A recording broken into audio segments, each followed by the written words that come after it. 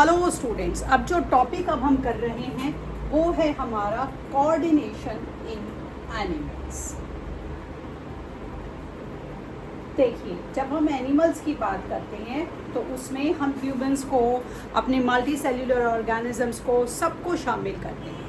तो जैसे कि हमने प्लांट्स के बारे में पढ़ा, हमारे प्लांट्स के अंदर नर्वस सिस्टम नहीं होता, लेकिन हम ह्यूमंस यानी कि हम सारे के सारे एनिमल्स के अंदर जो हम कोऑर्डिनेशन करते हैं वो दो तरीक़ों से करते हैं। तो एक तो होते हैं हमारे हॉर्मोन्स और एक होता है हमारा नर्वस सिस्टम। ठीक है, तो ये जो दो सिस्टम होती हैं इनके ज़रिए हम अपना क्या करते हैं, रिस्पॉन्स टूवर्ड्स स्टिमुली करते हैं। तो जो हमारे हॉर्मोन्स होते हैं उनको हम एक दूसरा नाम भी बोलते हैं, वो होता है हमारा एंडोक्राइन सिस्टम। तो अगर आप शब्द सुनते हैं एंडोक्राइन तो आपको घबराना नहीं है। एंडोक्राइन मतलब हार्मोनल सिस्टम। ठीक, तो अब जब हम बात करते हैं एनिमल्स की, तो एनिमल्स के अंदर जो कंट्रोल एंड कोऑर्डिनेशन होता है वो बहुत क्विक होता है।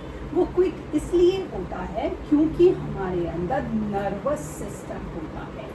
तो नर्वस सिस्टम की वजह से जो भी हम रिएक्शन टूवर्ड स्टिमुली दे रहे हैं, चाहे जैसे बाहर धूप में जाते ही आपकी आंखें अपने आप चुंधिया जाती हैं, अंधेरे में हम आंखों को अपने आप ही नेचुरली बिना किसी के कहे हमारी आंखें बड़ा बड़ा होके देखने लगती है, ठंड लगने लगती है बहुत ज़्यादा तो हमें गूज बम्प आ जाते हैं, और हमें अगर बहुत ज़्यादा गर्मी लगती है तो स्वेट आ जाता है।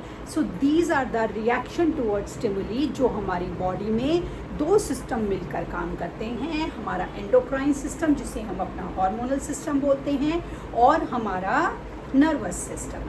तो जो हमारा जो नर्वस सिस्टम है उसकी वजह से जो हमारे रिएक्शंस होते हैं टुवर्ड्स स्टिमुली वो काफ़ी हमारे वैसे होते हैं, क्विक होते हैं। तो हमारी बॉडी में दो तरह के सेल होते हैं, रिसेप्टर्स और हमारे होते हैं इफेक्टर्स।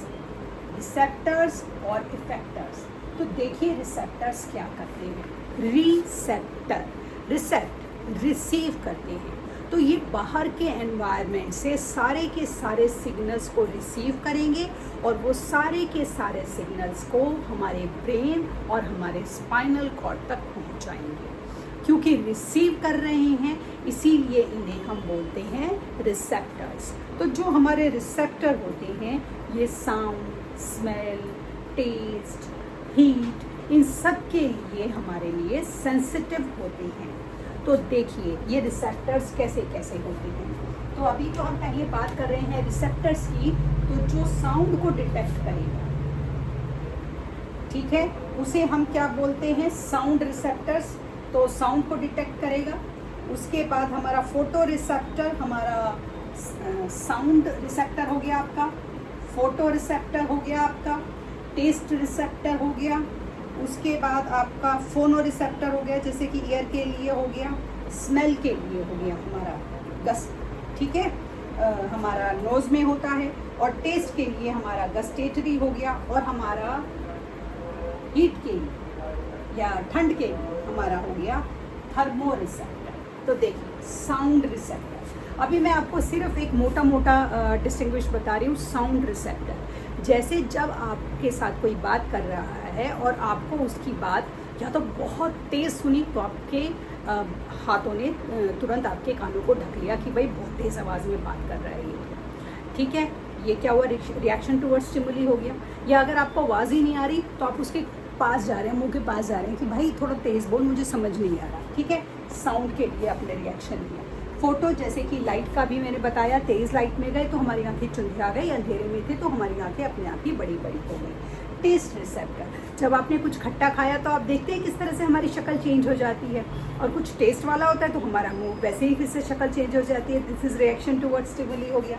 स्मेल का रिसेप्टर, कोई अच्छी खुशबू आती है, अच्छे से फ्रेगरेंस, अच्छा सा डीओ होता है, हम उसको और लंबी सांस लेके ब्रीद इन करके उसको अपने बॉडी में टेकिंग करने की कोशिश करते हैं, और कोई फाउल स्मेल होती है तो हमें पता लग जाता है कि कोई चीज़ ख़राब हो गई है या खाना जो है वो ख़राब हो गया है या आसपास कुछ ख़राब हो गया है। तो ये हमारा स्मेल के लिए हो गया। थर्मो रिसेप्टर हमारा टच के लिए। अब आप जैसे सिंपल है कि मम्मी ने खाना बनाया, सब्ज़ी बड़ी गर्म थी या रोटी बड़ी गर्म थी, हाथ में पकड़ लिया जल्दी जल्दी में और हाथ जल गया, या आपका एकदम आपकी बॉडी ने रिएक्शन दिया, या बहुत ज़्यादा गर्मी थी, ठंड में बर्फ़ या ठंडा चीज़ खाई तो आपका गले को या आपकी बॉडी को शांति आ गई। तो this are the reaction towards हमारे स्टिमुली। तो ये हमारे अलग अलग तरीके से हमारे रिसेप्टर्स जो हैं बाहर के एनवायरनमेंट से, स्मेल से, लाइट के रिलेटेड ये सारे सिग्नल्स देंगे और हमारे ब्रेन को, स्पाइनल कॉर्ड को देंगे। हो गया एक काम। अब हमारा आता है इफेक्टर्स का। अब जब ब्रेन तक हमने सिग्नल्स दिए तो चले गए। अब ब्रेन ने हमारे उन सिग्नल्स को इंटरप्रेट किया और इंटरप्रेट करने के बाद हमारे बॉडी ऑर्गन्स को मैसेज दिया कि अब आपको बॉडी को प्रोटेक्ट करने के लिए ये एक्शन लेना है। जैसे बहुत ज़्यादा गर्म था तो आपके ब्रेन ने सिग्नल दिया, हाथ अपने आप ही वहाँ से हट गया। बहुत तेज़ लाइट में गए तो ब्रेन ने सिग्नल दिया, तो हमारी आंखों की जो पलकें थी उन्होंने आंखों को ढक लिया कि ज़्यादा लाइट लेंस को ख़राब कर देगी।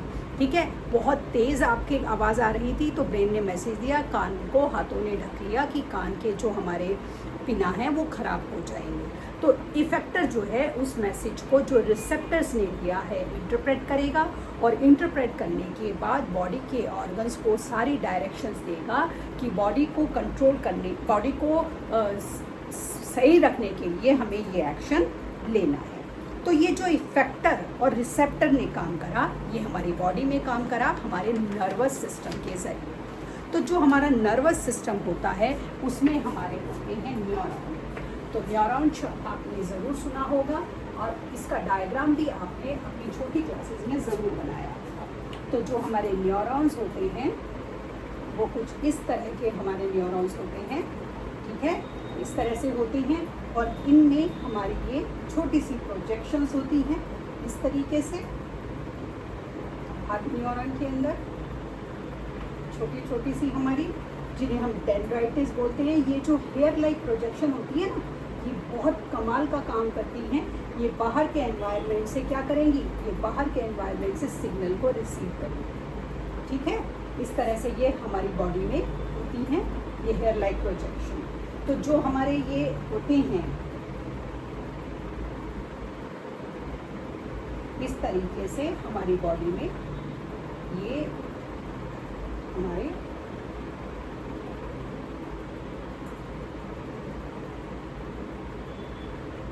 ये हमारे वेल कनेक्टेड होते हैं। ये हमारे बिल्कुल वेल कनेक्टेड होते हैं और इस तरीके से हमारे बने। ठीक है, और फिर यहाँ पर ये फिर से हमारा हेयर लाइक प्रोजेक्शंस हमारी